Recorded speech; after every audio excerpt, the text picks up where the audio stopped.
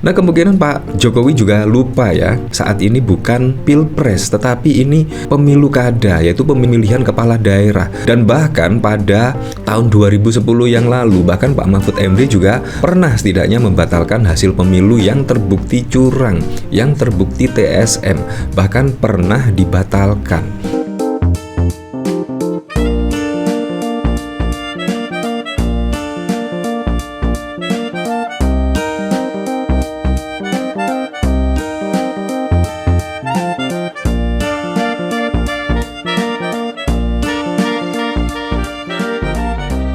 Nah, ini pertanda apa ya ketika sengketa pilkada 2024 dan bahkan banyak setidaknya mengajukan gugatan pilkada pada 2024 yang lalu, tiba-tiba Anwar Usman jatuh sakit. Nah, bahkan kalau kita melihat pemberitaan dari sini, Anwar Usman masih sakit, sidang sengketa pilkada 2024 diganti hakim lain. Nah, ini pastinya juga akan membuat dakdikdukser ya, apalagi gugatan dari Andika Perkasa menurut saya sangat wow sekali. Dan bahkan juga banyak alasan setidaknya tim hukum dari Andika Hendy menemukan dugaan kecurangan pada pilkada Jawa Tengah. Dan bahkan dari tim hukum Andika Hendy juga meminta MK untuk menggugurkan Ahmad Lutfi dan Gus Yassin. Nah, pasti Anda juga masih ingat ya ketika pada saat lalu Mahfud MD pernah membatalkan setidaknya hasil pemilu terbukti melakukan TSM. Nah, ini juga harap-harap cemas ya, di mana juga tidak ada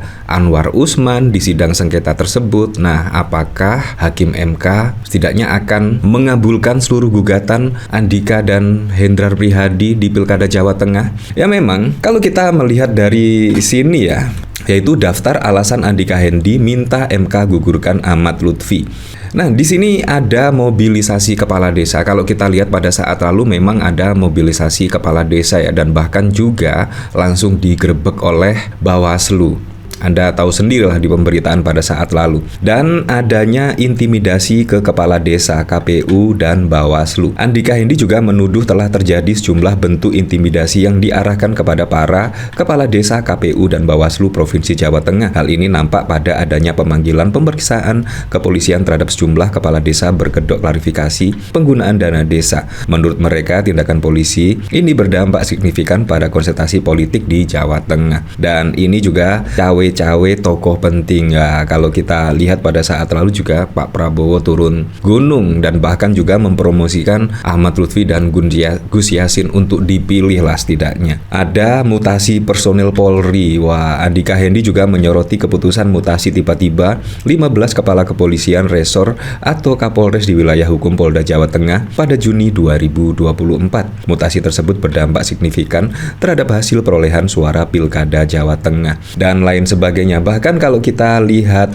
dari pemberitaan suara.com ya, dibongkar di MK kubu Andika Hendy curigai mutasi 15 Kapolres di Jateng diduga kuat bantu menangkan Ahmad Lutfi dan Gus Yassin. Wah, kalau ini memang beneran apa yang dituduhkan oleh Andika Hendy, bisa saja Ahmad Lutfi itu bisa-bisa gugur dan didiskualifikasi dan akhirnya bisa dimenangkan oleh Andika Hendy. Nah, jadi memang sangat deg-degser ya, apalagi di tengah Pak Anwar Usman lagi sakit dan bahkan juga diganti oleh hakim lainnya. Jadi sangat wow sekali dan kemungkinan di luar dugaan ya skenario ini tiba-tiba seperti ini. Nah, kalau kita lihat dari berita1.com ya, Hakim MK Anwar Usman masih terbaring sakit dan tidak bisa mengikuti sidang sengketa Pilkada 2024 atau perkara perselisihan hasil pemilihan umum kepala daerah 2024. Kabar sakitnya Anwar Usman disampaikan Hakim MK Arief Hidayat saat memulai sidang sengketa dalam panel 3 PHPU 2024 di gedung MK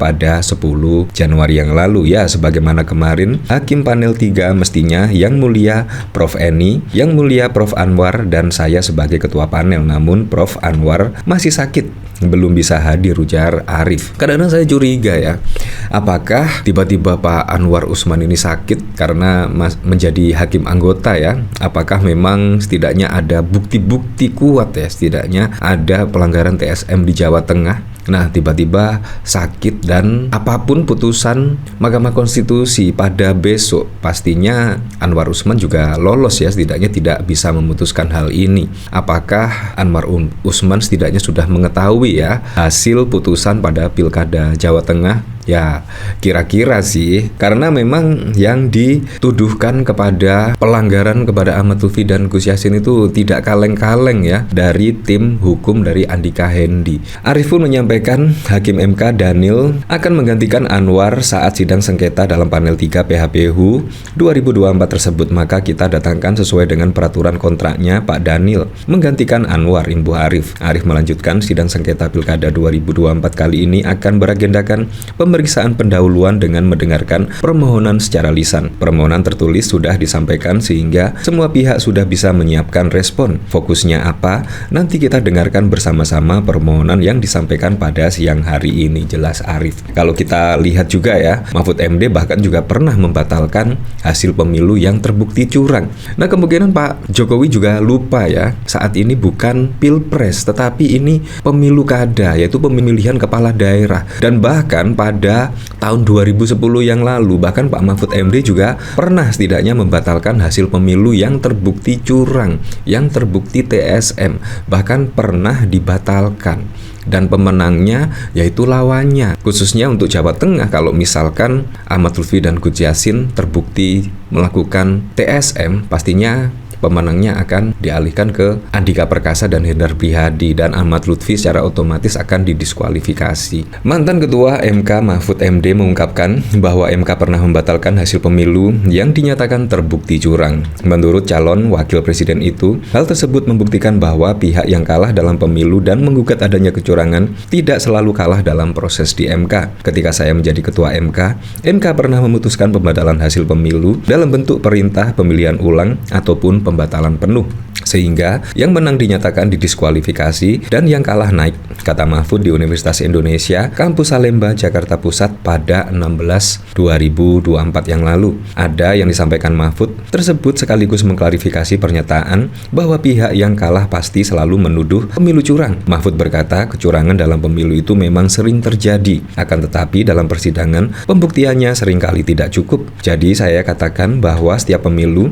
yang kalah itu akan selalu menuduh curang. Itu sudah saya katakan di awal tahun 2023, tepatnya sebelum tahapan pemilu dimulai, kata Mahfud. Tetapi jangan diartikan bahwa penggugat selalu kalah, sebab memang sering terjadi kecurangan terbukti itu secara sah dan meyakinkan, ujarnya. Mahfud kemudian membeberkan jumlah putusan MK yang pernah membatalkan hasil pemilu atau pemerintahan pemilu ulang.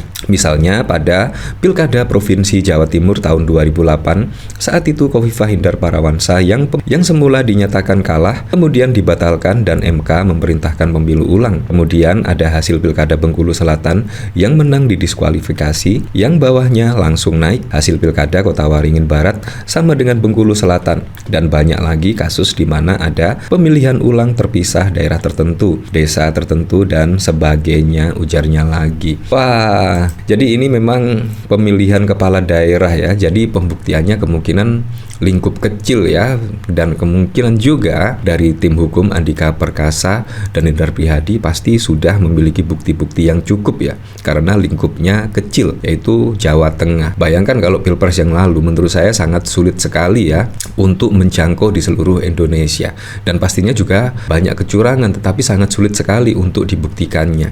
Tetapi saat ini hanya di Pilkada Jawa Tengah ya, semoga sajalah bukti-bukti bisa meyakinkan hakim-hakim di MK lah.